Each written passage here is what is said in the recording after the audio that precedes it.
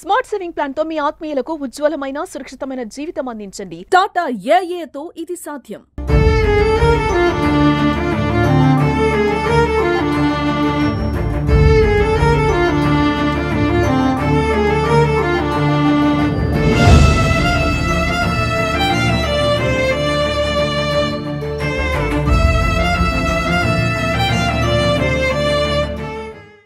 దాంట్లో ముగ్గురు సాగరం దిగిపోయారు.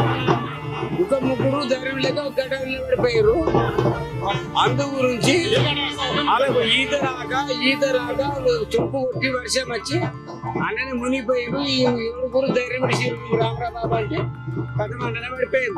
అంతకేం లేదు, ఇక దాంట్లో అవకాశం ఏం లేదు. అంతకే సంపూర్ణమైపోయింది.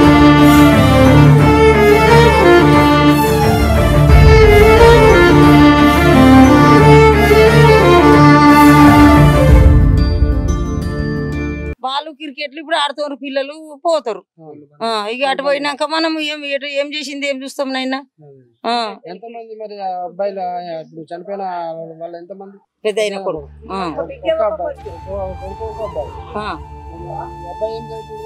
ఎంత చదువుతుండే బేట, మంచిగా ఉంటాడు బేట. పిల్లగాడు మంచిగానే ఉంటారు. వాళ్ళ నాకు తండ్రులు కూడా మంచిగా ఉంటారు. పిల్లగాడు కూడా మంచిగా ఉంటాడు బిడ్డ. అట్లా ఇట్లా అంతా మంచిగా పెట్టాళ్ళు. ఒక్క ఊళ్ళో ఉన్నాం, ఆడ కట్టుకున్నాం కానీ మంచిగా ఒక ఆనందంలో లెక్క ఉంటాం. ఏం కొట్లాడుకోం అనుకోం నాయన. మేము ఏం చేస్తాం ఇక అటు అవతలకు పోయినాక ఏమైంది ఏం చేస్తాం బేట తెలియదు. అన్నదమ్ములు కూడా కయ్యాలు ఆడుకునేది తెలియదు. వెళ్ళిండట అలా నాయనకు పైసలు అడిగిండట. అయితే నేను క్రికెట్ ఆడుకుని పోతాను ఆయన అంటే పైసలు అడిగినట్ట 20 రూపాయలు ఎన్ని ఇచ్చిండేవో ఏమి ఇచ్చిండో కొడుక. ఇక వెళ్ళిపోయిండు అన్న గంతి. ఏం గొడవలు బిడవలు ఏం లేవు బేట. అంత మంచిగానే ఉన్నాడు పిల్లగాడు. 4 గంటల గంటల పడ్డాడు. గీనే ఉన్నాడు. నేను అటు అటు పోవట్టినా నిలబడ్డాడు బండి పట్టుకొని. ఇక తిరుగుతారు కదా బిడ్డ బండ్ల మీద పిల్లలు.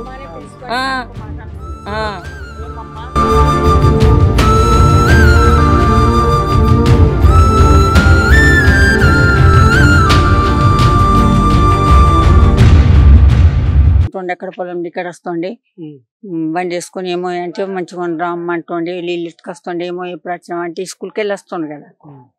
పండుగలకు మినుగులు సెలవు ఉన్నప్పుడు మంచిగా ఉన్నాం అంటే మంచిగా ఉన్నాం. కానీ ఎవరితో పిల్లగాడు కొట్లాడలేదు. వాళ్ళ తల్లిదండ్రి కొట్లాడలేదు. తాత కొట్లాడలేదు. ఎవరు కొట్లాడలేదు. బంగారం అసలు మనిషి పిల్లగాడు.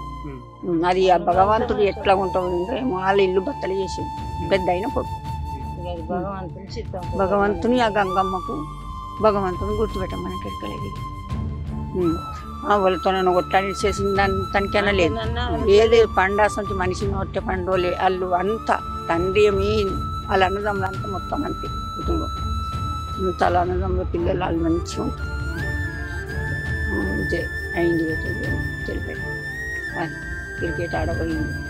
కథలకు పోయింది తెలియదు. ఎక్కడ పోయింది తెలియదు. మాకు పోలీసు వాళ్ళకి వచ్చిందాక మాకు తెలియదు. ఇక్కడ ఉంటుంది మా ఇల్లు. వెనుకొని ఉంటుంది అనుకో.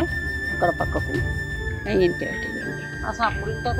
సప్పుడు ఇంటి అక్కలు ఎక్కడ సప్పుడు అని అందరం వచ్చినాం అనుకో. ఇంటి అందరితో ఒక్కరితో కూడా కొట్లాడిని దొరకలేదు. వాళ్ళు వరకు లేదు బేట. కొట్లాడిని దొరకలేదు. వాళ్ళు కయ్యమని దొరకలేదు. మేము ఇంత ఇదే ఇల్లు ఇక్కడ ఉన్నాం కదా పక్కకు. కానీ గోదతో కొట్టలేదు.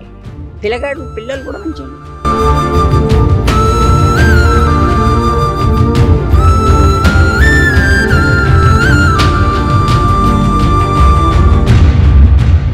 నిజాం సాగర్ బ్యాక్ వాటర్ లో ఎల్లారెడ్డి యువకులు 11 మంది కలిసి బ్యాక్ వాటర్ లో స్నానాలు చేయడానికి వెళ్ళినారు.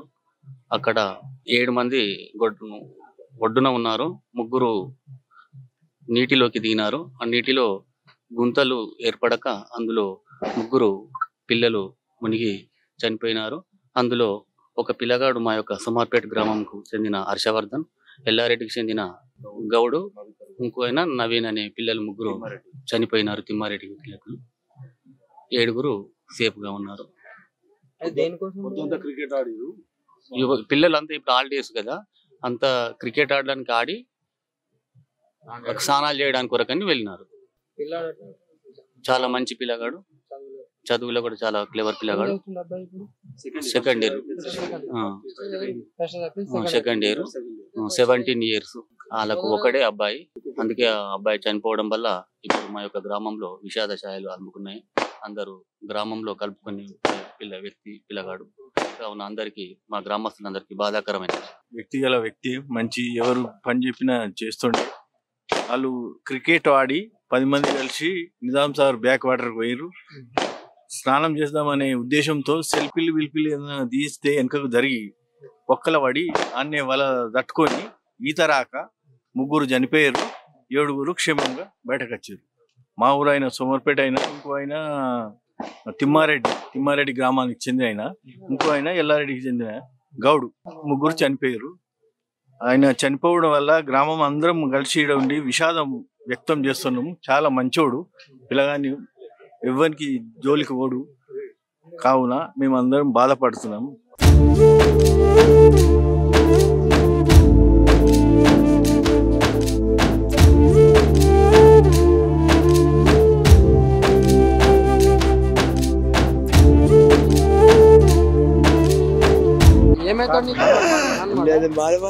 చూడండి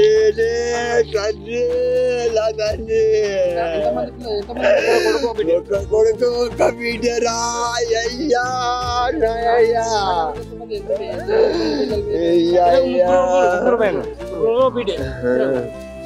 ఎంతమంది పిల్లలు పోయినట్టు ఎంతమంది పోయిన